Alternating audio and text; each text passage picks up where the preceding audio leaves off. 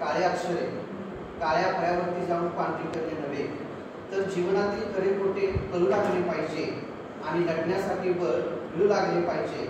हा शिक्षणाचा खराखुरा अर्थ ज्या माऊलीला अभिप्रेत होता आणि ज्या माऊलीने आपल्या पतीसह आपला अख्खं आयुष्य पणाला लावलं म्हणून तुम्ही आम्ही आज इथे आहोत, त्या सावित्रीबाई फुले आणि महात्मा फुले या दाम्पत्यांना त्यांच्या क्रांतिकारी कार्याने आम्ही सर्वप्रथम वंदन करतो. आज आपल्या महाविद्यालयामध्ये विवेकवाहिनी आणि मानवी मूल्य या अनुषंगाने मला आपल्याशी इतकू साधण्याची संधी दिली, त्याबद्दल मी सर्वप्रथम जोखे मॅडम, चितके सर, आमच्या चळवळीतले मित्र डॉक्टर हिरेमठ सर, विचारमंचासमोर आमचे बरेचसे सहकारी आहेत, जसं आमचे तळाके सर आहेत, पाटील सर आहेत, सूर्यवंशी सर आहेत, सर्वच उपस्थित प्राध्यापक बंधू भगिनी आणि विद्यार्थी मित्र, तसेच आपल्या महाविद्यालयाचे कार्यक्षम प्राचार्य पाटील सर, त्या सर्वांचं मनपूर्वक मी स्वागत करतो. आणि वेळेचा अभाव असल्यामुळे मी माझ्या विषयाकडे येतो. 2 विषय एकत्रित आपल्याला गुंफायचे आहेत. एक आहे तो म्हणजे विवेकवाहिनी आणि दुसरा आहे मानवी मूल्य. पहिल्यांदा प्रश्न असा पडतो की शिक्षण घेत असताना पुन्हा आणि या वाहिन्या आणि मानवी मूल्यांची गरज काय? सावित्रीबाई असे म्हणाल्या होत्या, शूद्रांना सांगण्याजोगा शिक्षण मार्ग हा शिक्षणाने मनुष्यत्व पशुत्व हटते पा. शिक्षण घेतल्यानंतर माणसातलं जनावरांचे जे गुण आहेत किंवा अवगुण आहेत ते निघून जातील आणि माणसाचे गुण येतील असं अभिप्रेत होतं. पण दुर्दैवाने तसं घडलेलं नाही. माणूस जेवढा शिकला तेवढा तो अधिक व्यापक विचाराचा होईल अशी अपेक्षा होती, पण दुर्दैवाने तो जेवढा शिकला तेवढा संकुचित विचाराचा होत गेला. पूर्वी लोक विश्वची माझे घर ज्ञानेश्वर म्हणायचे किंवा संत तुकारामांनी वृक्षवल्ली आम्हा सोयरी वनचरे, केवळ माणसंच नाही तर झाडं, वेली, पक्षी हे सगळे आमचे नातलग आहेत अशी भूमिका घेतली होती. पण शिकलेल्या माणसांनी मात्र या सगळ्यांवरती पाणी फिरलं आणि त्यांची वृत्ती इतकी संकुचित झाली. विश्वही गेलं, समाजही गेला, नातेगोती गेले. आज बाल्याची माय बाली, 10 बाय 10ची कोली, ससुराला आणि साली, एवढं एक मर्यादित क्षेत्र जे आहे या सुशिक्षित लोकांचं ते बनलेलं आहे. आणि भ्रष्टाचाराचा तर काही विचारूच नका. जंगलचा राजा असणारा सिंह सुद्धा तो शिकारीला गेला की आपल्या कुटुंबाला 1 दिवसाचं पुरेल एवढी शिकार करतो राजा असताना सुद्धा. पण आज मानवाची भूक इतकी वाढली, आपल्या 1 पिढ्यालाच नव्हे तर 7 पिढ्यांना पुरेल एवढी भ्रष्टाचाराने माया गोळा केल्यानंतर सुद्धा त्याची भूक अजूनही शमलेली नाहीये. आणि त्यामुळे शिक्षणाने माणूस विकसित होईल, सुसंस्कारित होईल अशी अपेक्षा होती, पण दुर्दैवाने तसं घडलं नाही. जो माणूस शिकला, जास्तीत जास्त शिकला, तो जास्तीत जास्त नीतिहीन आणि भ्रष्टाचारी झालेला दिसतो. आणि म्हणून आपल्या या शिक्षणाच्या जोडीला विवेकवाहिनी असेल किंवा मानवी मूल्यांचा संस्कार असेल तो विद्यार्थ्यांना द्यावा असा दृष्टिकोन समोर आला. तुम्हाला असा प्रश्न पडेल की काय गरज आहे देण्याची? निसर्गाचा असा नियम आहे, जिथं दिवस असतो तिथं रात्र असते, जिथं ऊन आहे तिथं पाऊस देखील असतो, सुख आहे तिथं दुःख असतात, तशाच जिथं चांगल्या गोष्टी असतात तिथं वाईट गोष्टी असतात. निसर्गाचा दुसरा एक नियम असा आहे, चांगल्या गोष्टी पेराव्या लागतात, रुजवाव्या लागतात, वाईट गोष्टी न पेरता आपोआप उगवतात. तुम्ही सगळे शेतकरी आहात पहा, शेतीमध्ये शेतकऱ्याला मेहनत करावी लागते, बियाणे पेरावे लागतात, मशागत करावी लागते, तेव्हा पेरलेल्या बियाणातून काही रोपं उगवतात. उगवलेली सगळीच रोपं वाढत नाही, वाढलेल्या सगळ्याच रोपांना पिकं येत नाही आणि आलेली पिकं सगळीच निकोप असत नाही. एवढी सगळी मेहनत घेतली तरी पण काँग्रेस पेरावं लागत नाही. काँग्रेस येतं आणि आपोआपच येतं, लवाळा येतं आणि आपोआप येतं. त्याला किती वेळा करा तुम्ही, त्याची पेरणी न करता ते आपोआप येतं. किती तुम्ही त्याला मारण्याचा प्रयत्न करा ते पुन्हा पुन्हा वाढत जातं आणि आपली वाईटाची बीज ते त्या जमिनीमध्येच गाळत असतं. तुम्ही किती वेळा प्रयत्न केला तर ते पुन्हा पुन्हा येतच असतं. तसंच आपल्या जीवनात आहे, चांगले संस्कार हे आपल्यावरती रुजवावे लागतात, पेरावे लागतात आणि ते सातत्याने वाढवावे लागतात, तर आपण चांगल्या व्यक्ती घडवू शकतो. जर आम्ही चांगला विद्यार्थी घडवला, तो विद्यार्थी चांगलं कुटुंब घडवेल, ते कुटुंब जर चांगलं झालं तर समाज चांगला होईल, समाज चांगला झाला तर राष्ट्र चांगलं होईल आणि राष्ट्र चांगलं झालं तर साहजिकच विश्व चांगलं होईल. अशा व्यापक संकल्पना आहे आणि त्याची सुरुवात आपल्यापासून करायची आहे. मानवी मूल्य जेव्हा आपण म्हणत असतो तेव्हा मानव आणि मूल्य हे 2 शब्द त्याच्यामध्ये आहेत, ते लक्षात घ्या. आणि याला कोणतीही बाउंड्री नाही. आपण आपल्या बाउंड्री आपण घेतले की महाराष्ट्राची सीमा, ही कर्नाटकची सीमा, ही भारताची सीमा, ही पाकिस्तानची सीमा. इथं अशी कुठली सीमा नाही किंवा अशी बाउंड्री नाही.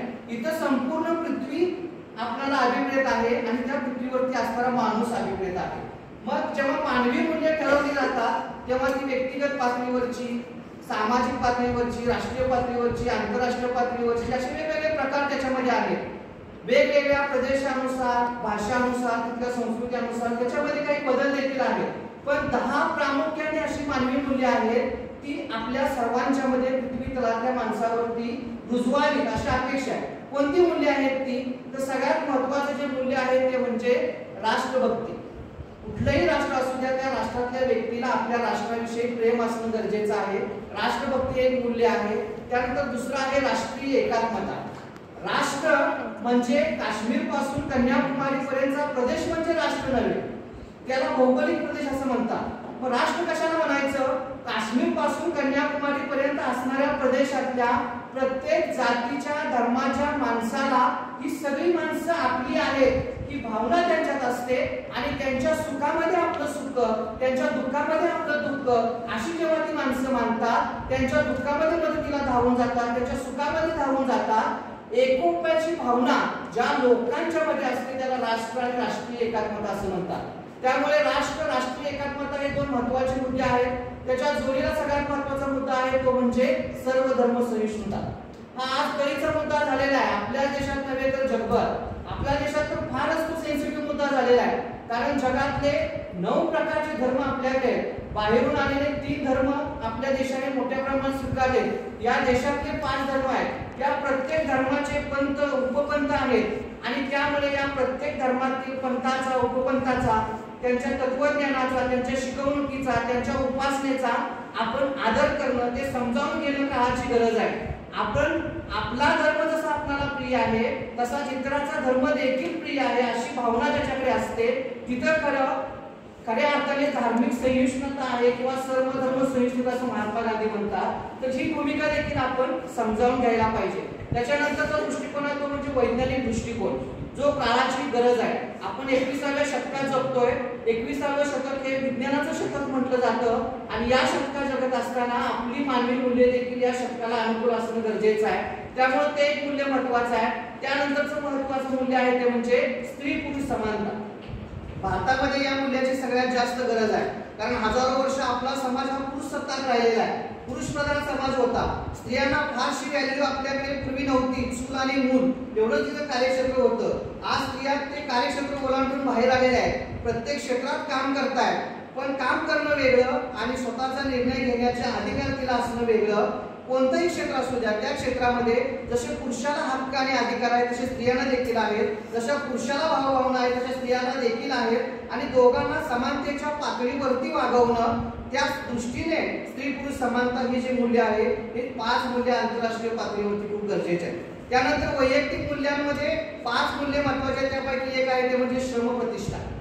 श्रमाचा आपण आदर करायला हवा.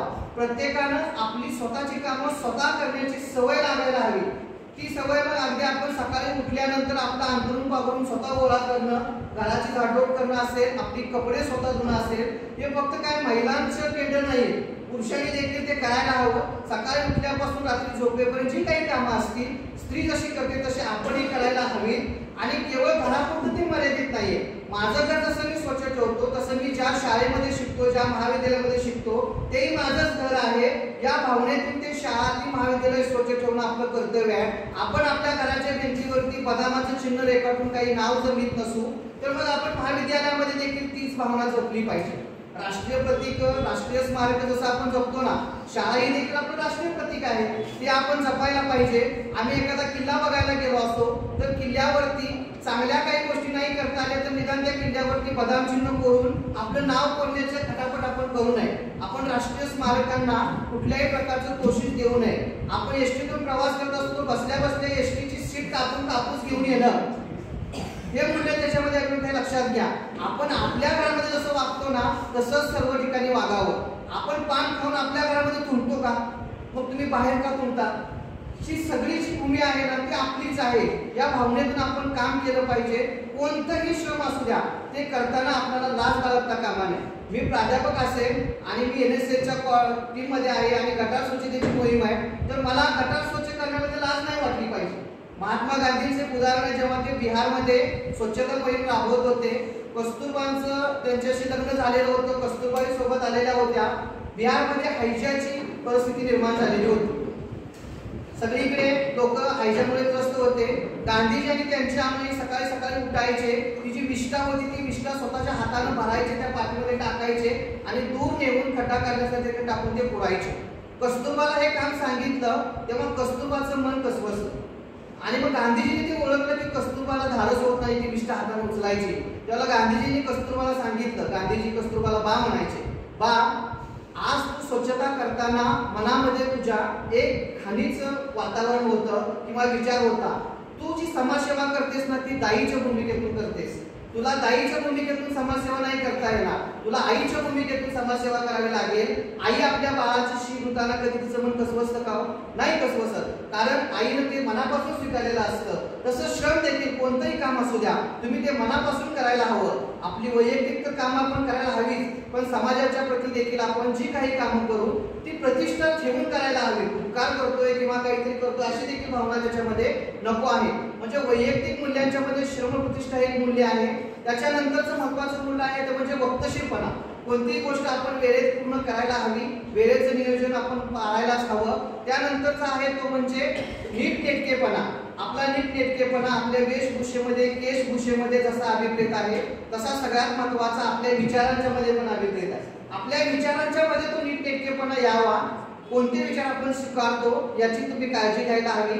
त्यानंतरचं मूल्य आहे ते म्हणजे संवेदनशीलता. आपलं मन हे संवेदनशील असायला हवं. अन्यायाच्या विरोधामध्ये जी लोक संघर्ष करतायत त्याच्या बाजूने आपण उभा राहण्याची ताकद आपल्याला असायला हवी. किमान आपण उभा राहत नसू तर त्या व्यक्तीच्या विषयी आपल्या मनात असता हवी. त्याच्या कामामध्ये प्रत्यक्ष अप्रत्यक्ष जी काही मदत करता येते ती करता यायला हवी. तसे जे काही सामाजिक कामं करतात, एखाद्या ठिकाणी भूकंप झाला असेल, एखाद्या ठिकाणी पूर आला असेल तर ते संकट आपल्यावरतीच आलेलं आहे असं समजून असं मन जागृत करून आपण त्या ठिकाणी प्रत्यक्ष किंवा अप्रत्यक्ष जे काही मदत करता येईल ती आपण करायला हवी. हे मानवी मूल्य आहे संवेदनशीलता, आपल्या मनाची संवेदनशीलता जागृत करणं. आणि त्यानंतरचं मूल्य आहे ते म्हणजे सौजन्यशीलता. सौजन्यशीलता म्हणजे काय तर आपल्यामुळे इतरांना त्रास होणार नाही असं आपण वागायला हवं. आपण समजा एसटीतून चाललेलो आहे, एसटी मध्ये बसलोय आणि एक 80 वर्षाची म्हातारी एसटी मध्ये उभा आहे, आपण मात्र निवांत बसलोय, तर अशा वेळेला आपण उठून त्या आजीला जागा देणं ही सौजन्यशीलता आहे. एखाद्या व्यक्तीने आपल्यावरती काही उपकार केले किंवा मदत केली तर त्याला थँक्स म्हणणं, कृतज्ञता व्यक्त करणं ही जशी सौजन्यशीलता आहे तसंच आपल्यामुळे इतराला त्रास होणार नाही याची काळजी घेणं देखील सौजन्यशीलता आहे. तर ही 10 मानवी मूल्य आहेत जी तुम्ही जोपासली तर तुमचा समाजाचा राष्ट्राचा विकास होणं अभिप्रेत आहे. मग तुम्हाला प्रश्न पडेल की या सगळ्या गोष्टींची गरज काय आहे आज प्रकर्षाने, तर आजची पिढी सगळ्यात बैमान पिढी म्हणून ओळखली जायला लागलेली आहे. मी एक विनोदी कथा तुम्हाला तुमच्या समोर सांगते, थोडंसं वेळेचं बंधन असल्यामुळे. लाकूड तोड्याची गोष्ट आपल्याला माहितच आहे.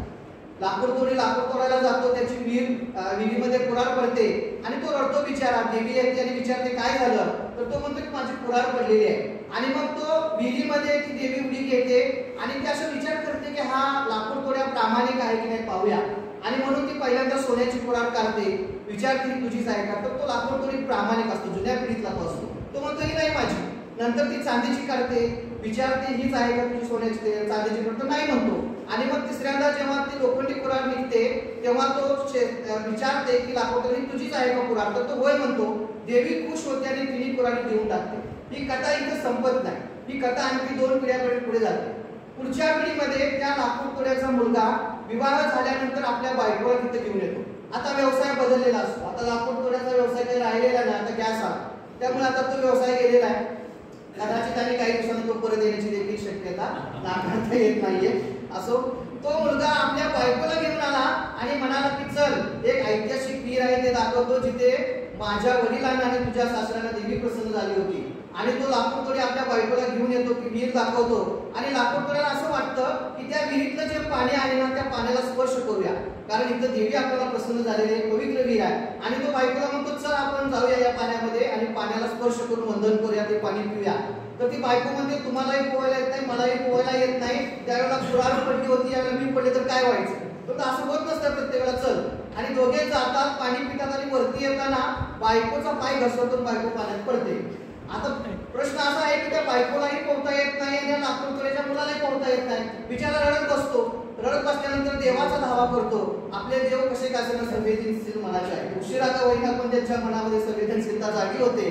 शंकर पार्वती या भक्तांच्या कटकटीतून एकदा फिरायला निघालेले असतात. शेवटी ते पती पत्नी आहेत. एकत्रित काहीतरी वेळ घालवूया, प्रेमाच्या 4 गोष्टी करूया म्हणून निघालेले होते. तेवढ्यात हा भक्ताचा धावा ऐकल्यानंतर पार्वती म्हणजे आता गेलं पाहिजे म्हणून तिला भक्त बोलावतोय. आणि मग त्यांचं हेलिकॉप्टर असतं ते गिरीच्या शेजारी येऊन लँड होतं. आता बाकीच्या नैतिक गोष्टी सांगत असताना चिकित्सेचे काही प्रश्न विचारू नका. ते हेलिकॉप्टर होतं का, तेल कुठलं होतं, काय होतं, त्या गोष्टीमध्ये तर्कशास्त्र लावायचं नसतं. तर ते विमान तिथं उतरतं आणि शंकराच्या मनात प्रश्न येतो, अरे किती काळ आपल्याच बायकोनं काम करायचं. स्त्री पुरुष समानता आपण म्हणतोय आणि सगळीच कामं आपण पार्वतीला लावतोय, काय बरोबर आहे का? तो म्हणतो पार्वती तू विश्रांती घे, आता मी काम करतो.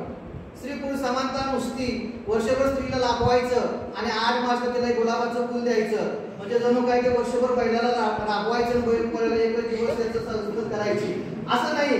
प्रत्येक कामातून ते दिसलं पाहिजे. केवळ मोबाईलवर मेसेज टाकून ती स्त्री पुरुष समानता येत नाही. आपल्या प्रत्येक कृतीत ते दिसायला आली. शंकर म्हणतो पार्वतीला की तू इथंच थांब, मी जातो आणि मी मदत करतो. आणि मग तो जातो. शंकर विचारतो काय झालं, तर तो म्हणतो की माझी बायको इथं बुडाली, माझ्या जीवनाचा तो एकमेव आधार आहे आणि तुम्ही ती काढून द्या. शंकर म्हणतो ठीक आहे. शंकर त्या विहिरीमध्ये बुडी घेतो आणि त्याच्या मनात प्रश्न येतो की याचा बाप प्रामाणिक होता, हा कसा काय पाहूया. आणि मग शंकर काय करतो की पहिल्यांदा ऐश्वर्या राय सारखी सुंदर स्त्रीवरती आणतो आणि त्या मुलाला विचारतो लाकूडतोड्याच्या की बाबाने हीच का तुझी पत्नी. तो म्हणतो हो हो हीच माझी पत्नी. शंकर कपाळावर हात मारून घेतो, याचा बाप इतका इमानदार होता, पैमान कसा काय निघाला. आणि शंकर विचारतात असं कसं काय झालं, एका पिढीमध्ये एवढा बदल कसा काय झाला. नाही म्हणजे इतिहास मला माहित आहे, तुम्ही ऐश्वर्या राय पहिल्यांदा कराल, नंतर पुन्हा कुणीतरी कॅटरीना कैफ कराल आणि माझी बायको कराल, तिची पण घेऊन जा म्हणाल, माझी काय ऐकत नाही ती त्यामुळे हीच माझी बायको देऊन टाका. शंकराचा नाही लाज होतो, ऐश्वर्या राय त्याला सुंदर स्त्री देऊन टाकतात शंकर. ती गोष्ट इथं संपत नाही. पुन्हा यांचा मुलगा त्या विहिरीत येतो काही वर्षानंतर आपल्या बायकोला, म्हणजे मूळ लाकूड तोड्याचा नातू आणि नातसून त्या विहिरीवरती येतात. आणि या विहिरीवरती आल्यानंतर तोही म्हणतो बघ ही ऐतिहासिक विहीर आहे, या विहिरीमध्ये आपल्या आजोबांना देव प्रसन्न झाला, आपल्या वडिलांना आणि तुझ्या सासूला देखील देव प्रसन्न झाला, तेव्हा आता आपण इथं जायचं, आपल्याला देखील देव प्रसन्न होईल. ती बायको म्हणते मी काही दिसले घेणार नाही, इतिहास वाचलेली मी आहे. पहिल्यांदा कुणाल पडली, दुसऱ्यांदा सासू पडली, देव आला म्हणून बरं झालं, पण ती सासू होती वरील ती गेलीच, त्यामुळे मी काही जाणार नाही, तुला असं चालणार नाही. मी पोहायला येते म्हटले, मला माझ्या वडिलांना पोहायला म्हणून काय झालं, त्यांनी त्या इतिहासातून बोध घेतला नाही, मी घेतला म्हणजे मला पोहायला येत आहे, तुझ्यासाठी प्राणाची बाजी लागेल म्हटले, चल काय होत नाही. बायकोला पोहायला येत नव्हतं आणि दोघे मग जातात विहिरीमध्ये, पाण्याचं दर्शन घेतात, पाणी पितात आणि वरती येताना हा नवरा त्या बायकोला लाथ घालतो आणि विहिरीमध्ये ढकलून देतो. बायको ओरडते, आव म्हटले मग जीवाची बाजी लावाल म्हणाल, तुम्ही ढकलून दिलं, तुला कळत नाही म्हटले, पिढी बदललेली आहे. आणि बिचारी ओरडते ओरडते पोहायला नसतं, त्यामुळे ती बुडून जाते. त्यामुळे तुम्ही पोहायला शिका बरं, हे लक्षात घ्या सगळ्यांनी. ती बुडते आणि हा धावा करायला लागतो. पुन्हा शंकर पार्वती बऱ्याच कटकटीनंतर फिरायला निघालेले असतात. पुन्हा एकदा धावा ऐकायला येतो आणि मग शंकर पार्वती म्हणतात चला आता भक्त आहे संवेदनशील मनाची आपण मदत करूया. शंकर पुन्हा एकदा येतात मदतीला धावून आणि विचारतात काय झालं, तर तो म्हणाला की माझी बायको विहिरीत पडली आणि तुम्ही तेव्हा माझ्या वडिलांना मदत केली होती, आता मलाही करा आणि कृपा करून माझीच बायको करा, दुसरी कोणती काढू नका, मी प्रामाणिक आहे. शंकराला वाटलं की बरं झालं आधीच आपण सूचना दिली. शंकर बुडी घेतात विहिरीत आणि ती जे लाकूड तोड्याची पत्नी होती तिला वरती काढतात आणि विचारतात हीच का तुझी पत्नी. लाकूड तोडी दिसतच नाही. शंकराला प्रश्न पडला कुठे गेला लाकूड तोडी. मग तो शंकर त्या लाकूड तोड्याची बायको घेऊन हळूहळू विहिरीतून वरती येतो.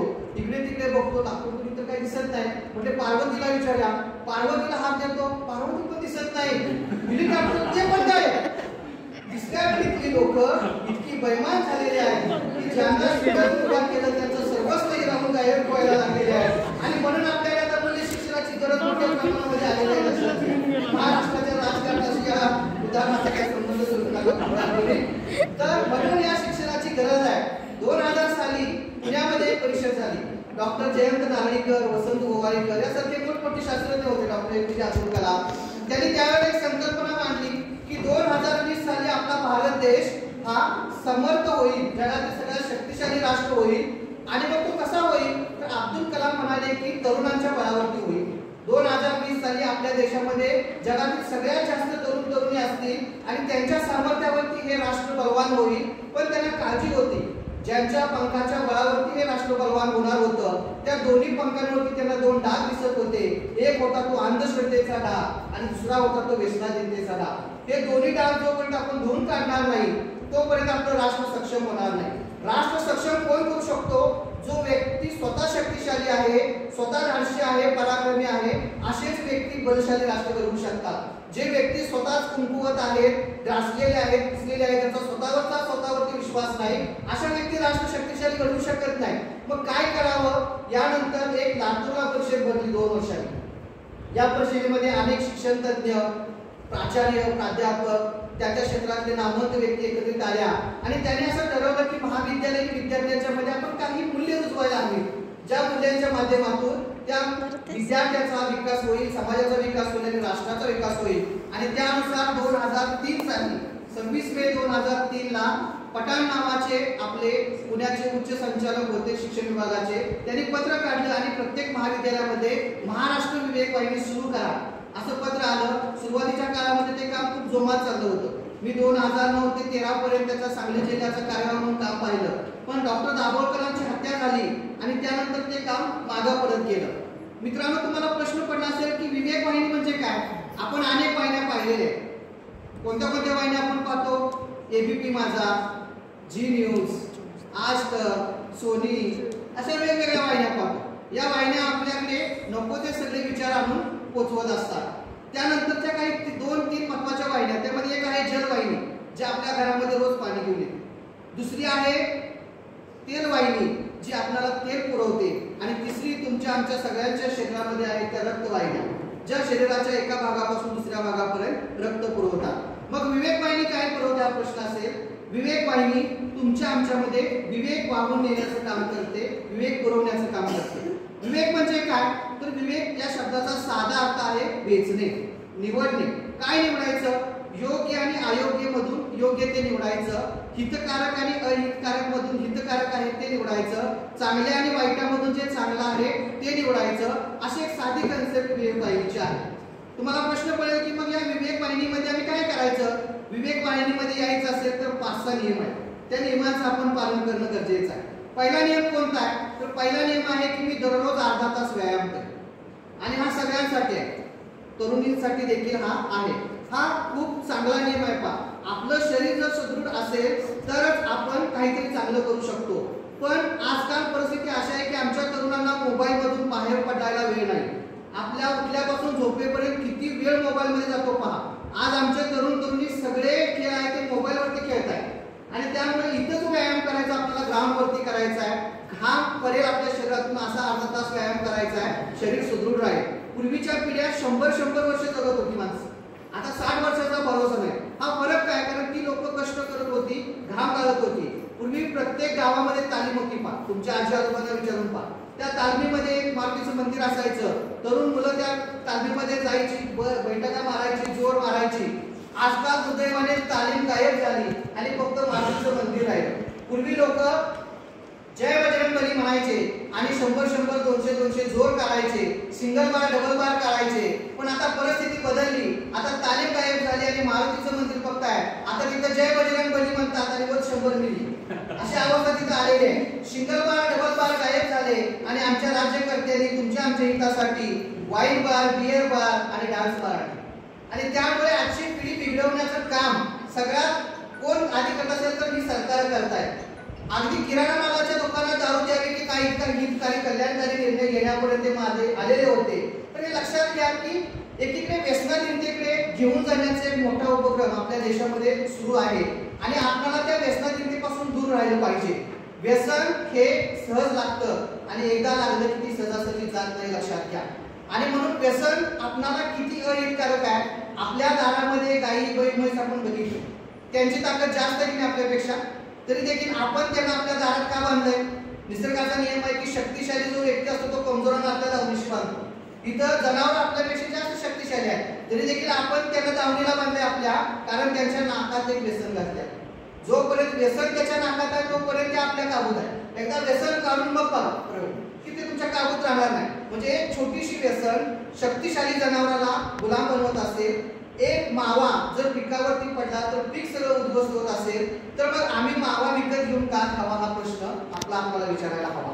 आम्ही व्यसनाच्या आहारी जाणं गरजेचं आहे का हा प्रश्न आम्हाला विचारायला हवा. आणि तुम्ही व्यसनापासून दूर व्हायला हवं तर तुम्ही सदृढ होऊ शकता. आपण निर्व्यसनी राहिलो तर आपलं शरीर चांगलं राहील, आपलं कुटुंब चांगलं राहील, समाज चांगला राहील, वादविवाद होणार नाही. म्हणून आपण व्यायाम करायला हवं आणि निर्व्यसनी राहायला हवं. तिसरा नियम आहे की मी दररोज अर्धा तास वैचारिक वाचन करेल. हनुमान चालीसा, लक्ष्मी वृत्त, साधुवाल्याचे नाव, सत्यनारायण हे तर वाचाच, मी वाचू नका म्हणणार नाही, ते वाचा. म्हणजे आपल्या पिढ्यांना कशा पद्धतीनं बदमाश त्या लोकांनी लुबाडलं हे तुम्हाला कळेल. पण तुम्ही वैचारिक वाचन करायला पाहिजे. वैचारिक वाचन का करायचं? कारण वैचारिक वाचन केल्यानंतर तुमच्या विचाराची पातळी उंचावत जाते. काय योग्य आहे काय अयोग्य आहे हे आपल्याला समजत जातं. बाबासाहेब आंबेडकरांनी जेव्हा राज्यघटना लिहिली तेव्हा बाबासाहेब आंबेडकरांनी मूलभूत हक्कामध्ये विचार स्वातंत्र्याचा हक्क हे मूलभूत हक्क आहे म्हणून सांगितलं. इतर राज्यघटनेमध्ये तुम्हाला कुठे दिसणार नाही. पहा विचाराचं स्वातंत्र्य का दिलं त्यांनी आम्हाला? कारण हजारो वर्ष आम्हाला विचार करायचं स्वातंत्र्य या देशामध्ये नव्हतं. ग्रंथवाक्य प्रमाणम, बाबा वाक्य प्रमाणम, वेद वाक्य प्रमाणम ते म्हणतील तेच. त्यांनी मम म्हटलं की आम्ही मम म्हणायचं, त्यांनी पाणी सोडा म्हटलं की आम्ही पाणी सोडायचं. अशी कृती आपल्या देशामध्ये हजारो वर्ष होती आणि ती दूर व्हावी म्हणून बाबासाहेब आंबेडकरांनी आपल्याला विचाराचं स्वातंत्र्य दिलेलं आहे. विचाराचं स्वातंत्र्य हे जगातील सगळ्यात क्रांतिकारी स्वातंत्र्य आहे. आणि या विचाराच्या स्वातंत्र्यासाठी पहिल्यांदा शहीद झालेला व्यक्ती म्हणजे सॉक्रेटिस. सॉक्रेटिस अथेन्सच्या परिसरामधून फिरायचा आणि लोकांना एकच सांगायचा, बाबा रे हे जे धर्मगुरू सांगतात त्यांच्यावर विश्वास नका ठेवू, ग्रंथामध्ये जे काही सांगितलं त्याच्यावरती विश्वास नका ठेवू, तुमच्या बुद्धीला प्रश्न विचारा, तुमच्या बुद्धीला ते पटतंय का पहा, ते पटलं तरच स्वीकारा, अन्यथा स्वीकारू नका. आणि या सॉक्रेटिसच्या विचारातून आपल्या व्यवस्थेला हादरा बसेल त्या सनातन्यांनी ओळखलं. सॉक्रेटिसला त्यांनी कैद करून आणलं आणि त्याला म्हणाले की तुम्ही तरुणांची माती भडकवू नका, तुम्ही तरुणांना विचार करायला सांगू नका, विश्वास ठेवायला सांगा, श्रद्धा ठेवायला सांगा. तर तो म्हणाला नाही, मी असं काही करणार नाही, मी त्यांना विचार करायला सांगेन आणि त्यांच्या हिताचं असेल तर ते स्वीकारा म्हणून सांगेन. या सॉक्रेटिसला अथेन्सच्या न्यायालयाने मृत्यूदंडाची शिक्षा दिली. त्याला जेलमध्ये टाकलं आणि त्याला एक विषाचा प्याला दिला प्यायला. त्याचं नाव होतं हेमलॉक. हा विषाचा प्याला जेव्हा सॉक्रेटिसला दिला तो आनंदाने पिला आणि तो प्याला पिल्यानंतर जेलरने त्याला विचारलं की या विषाचं तुला काही वैशिष्ट्य माहित आहे का? तर तो म्हणाला नाही. तर तो म्हणाला की या विषाचं वैशिष्ट्य असं आहे, हे विष पिल्यानंतर पायापासून हळूहळू हळूहळू डोक्याकडे असं होत येतो आणि जेव्हा हे विष तुमच्या डोक्यामध्ये भिनेल तेव्हा तुम्ही संपून जाल. तेव्हा तुमची आता शेवटची इच्छा काय आहे का? तर तो सॉक्रेटिस सांगतो, एक काम करा, हे विष ज्याने बनवलं त्याला माझा धन्यवाद सांगा. आपण असं म्हणलं असतं की त्याला थोडा माझ्या पुढे आला बघून देतो, पण तो सॉक्रेटिस सांगताय की त्याला धन्यवाद सांगा. तो जेलर चक्राला म्हटले, असं का? ज्या विषयामुळे तुमचा अंत होणार आहे हे विष बनवण्याला धन्यवाद कशासाठी? तर तो सांगतो की हे विष जर त्याने बनवताना त्याचा असं डोक्याकडून पायाने केला असता तर ते विष पिल्याच मी नेलो असतो आणि मला शेवटच्या क्षणापर्यंत विचार नाही करता आला असता. आता हे विष पायाकडून डोक्याकडे जात आहे म्हणजे मी शेवटच्या क्षणापर्यंत विचार करू शकेन. तर हे विचाराचं स्वातंत्र्य लक्षात घ्या. चार्वाक नावाचा एक व्यक्ती आपल्या भारतामध्ये होऊन गेला.